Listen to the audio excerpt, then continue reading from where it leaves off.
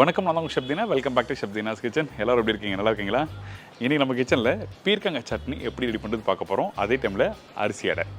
இந்த அரிசி அடை வந்து இந்த பெங்களூர் ஸ்டைலில் பண்ணுவாங்கள்ல, ஸோ அந்த அரிசி அடையும் எப்படி நம்ம வீட்டில் இருக்க அரிசி மாவு வச்சு எப்படி ஈஸியான ஸ்டைலில் பண்ணலாம் அப்படின்னு சொல்லி இன்றைக்கி பார்க்க போகிறோம். நீங்கள் நார்மலாக வீட்டில் சட்னி சாப்பிட்ருப்பீங்க, வெங்காய தக்காளி சட்னி, தேங்காய் சட்னி, அதுக்கப்புறம் புதினா கொத்தமல்லி சட்னிலாம் சாப்பிட்ருப்பீங்க. ஆனால் இந்த மாதிரி காய்கறி யூஸ் பண்ணும்போது ரொம்ப நல்லாயிருக்கும். இதில் பர்டிகுலராக அந்த காயை வதக்கிற பக்குவம் என்ன, இதில் எந்த அளவுக்கு கடலைப்பருப்பு உளுந்தம்பருப்பு போடணும், புளி எதுக்காக போடுறோம், இந்த மாதிரி விஷயம் தெளிவாக சொல்லியிருக்கேன்.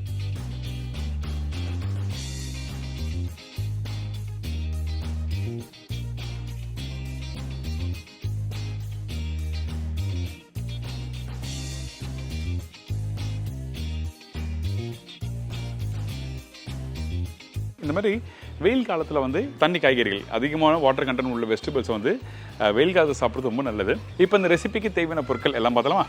பீர்க்கங்காய் சட்னிக்கு தேவையான பொருட்கள்: பீர்க்கங்காய் 300 கிராம், பெரிய சைஸ் வெங்காயம் 1 நம்பர், தேங்காய் 1 பத்தை, காய்ந்த மிளகாய் 6லேருந்து 8 நம்பர், இடிச்ச பூண்டு 15 பல்லு, பச்சை மிளகாய் 3 நம்பர், உளுத்தம்பருப்பு 2 டேபிள் ஸ்பூன், கடலைப்பருப்பு 1 டேபிள் ஸ்பூன், மஞ்சத்தூள் சிறிதளவு, மிளகாய் பவுடர் 1/4 டேபிள் ஸ்பூன், புளி சின்ன துண்டு, கருவேப்பிலை தேவையான அளவு, கொத்தமல்லி தேவையான அளவு, கடுகு 1/4 டீஸ்பூன், உப்பு தேவையான அளவு, எண்ணெய் சமைக்கிறதுக்கு தேவையான அளவு. இதாங்க இந்த ரெசிபிக்கு தேவையான பொருட்கள். இந்த பீர்க்கங்காய் சட்னி பண்ணுறது நம்ம என்ன பண்ணுறோம், கடலைப்பருப்பு உளுத்தம்பருப்பு போட்டு லைட்டாக தாளிச்சிட்டு அதுக்கப்புறம் பீர்க்கங்காய் போட்டு குக் பண்ண போகிறோம். அதனால் இந்த கடாயில் கொஞ்சமாக எண்ணெய், அதுக்கப்புறம் உளுத்தம்பருப்பு, காஞ்ச மிளகாய், கடலைப்பருப்பு கம்மியாக தான் பண்ணணும். உளுத்தம்பருப்பு தான் உங்களுக்கு நல்லா வாசனை கொடுக்கும், அதே டைமில் நல்ல முறுமுறுப்பு தன்மை கொடுக்கும், அதாவது அரைச்சி முடிச்ச பிறகு.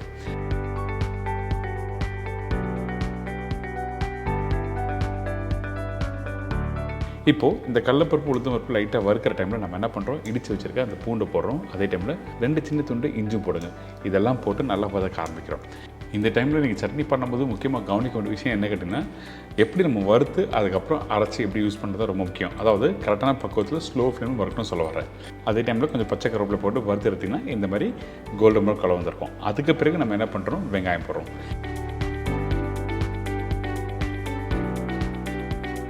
இந்த இடத்துல 300 கிராம் பீர்க்கங்காய் வந்து ஒரு பெரிய சைஸ் வெங்காயம் போதும். இந்த வெங்காயம் வந்து நீங்கள் இதில் போட்ட உடனே வந்து 2 செகண்ட் வதக்கிட்டு அதுக்கப்புறம் கட் பண்ணி வச்சுருக்க பீர்க்கங்காய் இதில் போட்டுக்கலாம்.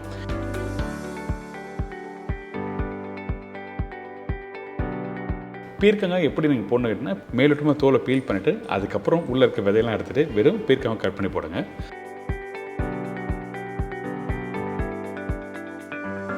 அதே டைமில் காரத்துக்கு பச்சை மிளகா, உங்களுக்கு நல்ல காரம் வேணும்னு நினச்சின்னா அதே டைமில் பச்சை மிளகா இருந்தால் மட்டும் தான் காரம் கொடுக்கும். அதுக்கேற்ற மாதிரி பச்சை மிளகா போட்டுங்க. இப்போ உப்பு போட்டிருக்கோம், மஞ்சள் போட்டிருக்கோம். இந்த மஞ்சள் போட்ட பிறகு நம்ம என்ன பண்ணுறோம், இது அப்படியே நல்லா மிக்ஸ் பண்ணுறோம். இந்த இடத்துல இந்த மஞ்சள் எதுக்காக யூஸ் பண்ணுறது கேட்டிங்கன்னா, இந்த பீர்க்கங்காய் வதங்க கலர் மாற ஆரம்பிக்கும். அந்த டைமில் நீங்கள் சட்னி ரெடி பண்ணி முடிச்ச பிறகு கலர் கொஞ்சம் நல்லா கரெக்டான கலர் வரணும்னு நினச்சிங்கன்னா அப்போது மஞ்சள் இருந்தால் மட்டும் தான் நல்லாயிருக்கும்.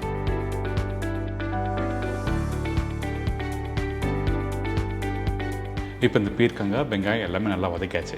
வதங்கின பீர்க்கங்காய் நீங்கள் கையில் எடுத்து பார்த்தீங்கன்னா ஒரு 80% அளவுக்கு லைட்டாக இந்த மாதிரி வதங்கியிருக்கும். இதுக்கப்புறம் தான் மிளகாத்தூள் போடணும். மிளகாத்தூள் நீங்கள் எடுத்த உடனே நீங்கள் போட்டிங்கன்னா உங்களுக்கு என்ன வேணும்னா உங்களுக்கு வந்து கலர் மாற ஆரம்பிக்கும். அதே டைமில் அந்த டேஸ்ட்டு மாறும். அதுக்காக நம்ம என்ன பண்ணுறோம், கடைசியாக இந்த மிளகாத்தூள், கொஞ்சம் கொத்தமல்லி, தேங்காய் 1 பத்தை. அதிகமான தேங்காய் வேண்டாம். அப்படி தேங்காய் போட்டிங்கன்னா டேஸ்ட் வந்து இனிப்பு தன்மை அதிகமாக கொடுக்க ஆரம்பிக்கும், அப்போ நல்லா இருக்காது. அதுக்காக தான் நம்ம என்ன பண்ணுறோம், கடைசியாக தேங்காய் போட்டு இந்த மாதிரி பரட்டிட்டு கொஞ்சமாக வெல்லம். இந்த வெல்லம் எதுக்காக யூஸ் பண்ணுறேன் கேட்டிங்கன்னா, இப்போ புளி போட போகிறோம். அந்த புளிப்புத்தன்மை, காஞ்ச மிளகாய் காரம், பச்சை மிளகாய் காரம், இது எல்லாத்துக்கும் வந்து இந்த வெல்லம் வந்து ரொம்ப யூஸ்ஃபுல்லாக இருக்கும். அதனால இந்த வெல்லம் போட்டிருக்கோம். இப்போ புளியும் போட்டு நல்லா மிக்ஸ் பண்ணிட்டு இப்போ அரைக்க போகிறோம். ஒரு சட்னிக்கு அரைக்கிற பக்கம் ரொம்ப முக்கியம். அதாவது தேங்காய் சட்னி பார்த்தீங்கன்னா கொஞ்சம் தேங்காய் போட்டு நீங்கள் அரைக்கும்போது கொஞ்சம் இருந்தால் தொட்டு சாப்பிட்றது நல்லாயிருக்கும். அதேமாதிரி பொட்டுக்கடலை போட்டிங்கன்னா நல்லா நைஸாக அரைக்கணும்.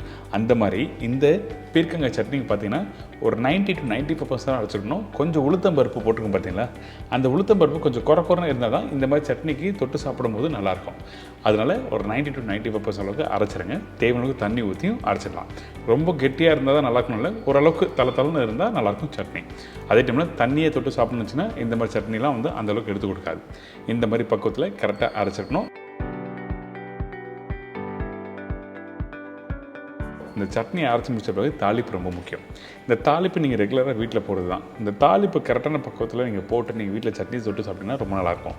அதனால் கொஞ்சமாக எண்ணெய், கடுகு, உளுத்தம்பருப்பு, காஞ்ச மிளகாய், கருவேப்பிலை இதெல்லாம் தாளித்து அதுக்கப்புறம் இந்த சட்னியில் போட்டு நல்லா மிக்ஸ் பண்ணி எடுத்து சுட சுட தோசையோட இட்லி தொட்டு சாப்பிட்டீங்கன்னா அந்த அளவுக்கு பிரமாதமாக இருக்கும். ட்ரை பண்ணி பாருங்கள்.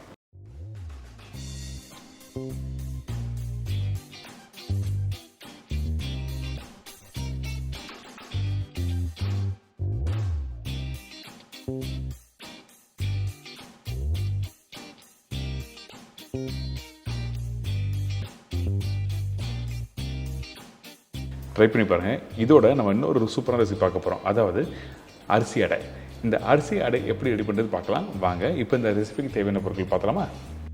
அக்கி ரொட்டிக்கு தேவையான பொருட்கள்: அரிசி மாவு 250 கிராம், பெரிய சைஸ் வெங்காயம் 1, திருவிய தேங்காய் 2 பத்தை, பச்சை மிளகாய் 2 ரப்பர், பொடிசு நறுக்கிய இஞ்சி 1 டீஸ்பூன், சீரகம் 3/4 டீஸ்பூன், கொத்தமல்லி தேவையான அளவு, கருவேப்பிலை சிறிதளவு, உப்பு தேவைக்கற்ற, பட்டர் குக்கிங் தேவையான அளவு. இதாங்க இந்த ப்ரிப்பரேஷன் தேவையான பொருட்கள்.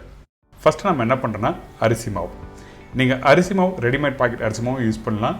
இல்லை வீட்டில் அரைச்சி வச்சுருக்க மாவுனா நீங்கள் எடுத்து யூஸ் பண்ணிக்கலாம். தவறுலாம் எதுவும் இல்லை. இதுக்கு பிறகு பொடிசாக கட் பண்ணி வச்சுருக்க பச்சை மிளகாய், இஞ்சி, கருவேப்பிலை, வெங்காயம், இதுக்கு பிறகு பொடிசாக திருவி வச்சுருக்க தேங்காய். இந்த தேங்காய் கூட வேறு எதுனா வெஜிடபிள்ஸ் போடலாமா கேட்டிங்கன்னா நீங்கள் சுரக்காய் போடலாம், கேரட் போடலாம். இந்த மாதிரி வெஜிடபிள்ஸ்லாம் போட்டு நீங்கள் பண்ணலாம். இதுக்கப்புறம் முக்கியமான ஒரு இன்க்ரீடியன்ஸ் அது என்னன்னா சீரகம். இந்த சீரகம் ரொம்ப ரொம்ப இம்பார்ட்டன்ட் இந்த ப்ரிப்பரேஷனுக்கு. அதனால் சீரகம் கொஞ்சம் எக்ஸ்ட்ரா இருந்தாலும் தவறுலாம் எதுவும் இல்லை. அதுக்கு பிறகு கொத்தமல்லி, உப்பு, தண்ணி மிக்ஸ் பண்ணி நல்லா மிக்ஸ் பண்ணுறோம். நீங்கள் வீட்டில் எப்படி சப்பாத்தி மாவு மிக்ஸ் பண்ணுங்களோ அந்த மாதிரி கரெக்டான பக்குவத்துக்கு மிக்ஸ் பண்ணி எடுத்துருங்க.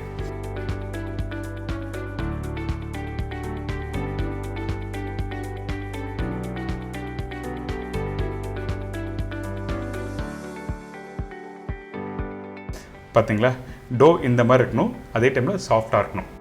ரொம்ப கெட்டியாக இருக்கக்கூடாது. அதே டைமில் ரொம்ப லூஸாக இருந்ததுன்னா உங்களுக்கு தட்டி போகிறதுக்கு ஈஸியாக இருக்காது. அதனால தான் சாஃப்டான டோ வீட்டில் எப்படி சப்பாத்தி மாவு மிக்ஸ் பண்ணுறீங்களோ அதே மாதிரி பக்குவத்துக்கு ரெடி பண்ணுறேங்க. கையில் எடுத்தீங்கன்னா இந்த மாதிரி நல்லா விரிவாகணும்.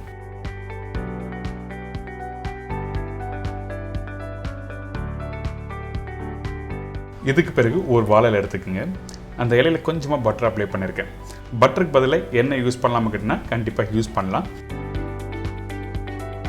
நல்லா இந்த மாதிரி அப்ளை பண்ணி முடித்த பிறகு ஏற்கனவே ரெடி பண்ணி வச்சுருக்க இந்த டோவை எடுத்து நம்ம வீட்டில் எப்படி அடை தட்டுவீங்க அந்த மாதிரி தான் தட்ட போகிறோம்.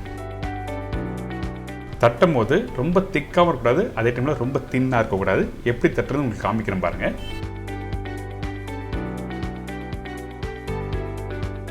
இந்த மாதிரி மெலிசாக கரெக்டாக வந்துடணும்.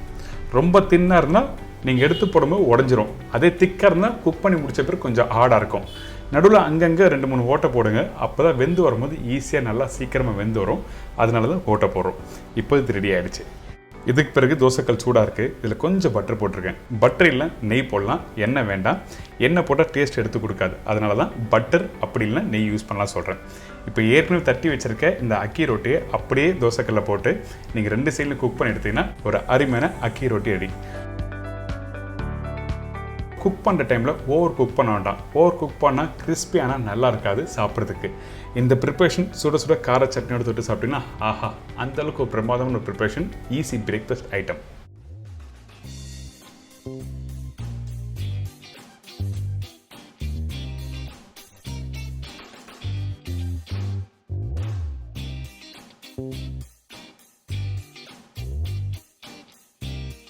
இப்போ உங்களுக்கு எல்லாம் தெரிஞ்சிருக்கும். ரொம்ப சிம்பிளான ஸ்டைலில் ஈஸியாக வீட்டில் இருக்க பொருளை வச்சு இந்த பீர்க்கங்காய் சட்னி எப்படி வெயிட் பண்ணுறது, அதே டைமில் இந்த அடையும் எப்படி வெயிட் பண்ணுறது தெரிஞ்சிருக்கும். ட்ரை பண்ணி பாருங்கள். மறக்காமல் உங்கள் ஃபீட்பேக் கொடுங்க. உங்கள் ஃபீட்பேக் கொடுத்தா தான் எனக்கு அடுத்த ரெசிபி என்ன பண்ணணும்னு சொல்லிட்டு தோணும். அப்போ தான் நீங்களே இந்த மாதிரி ரெசிபி எதிர்பார்க்குறீங்க அப்படி சொல்லி பண்ண முடியும். சரிங்களா? ட்ரை பண்ணி பாருங்கள். இதே மாதிரி நாளைக்கு இன்னொரு சூப்பர் ரெசிபி சந்திக்கிறேன். நன்றி, வணக்கம். சி பாய், டேக் கேர்.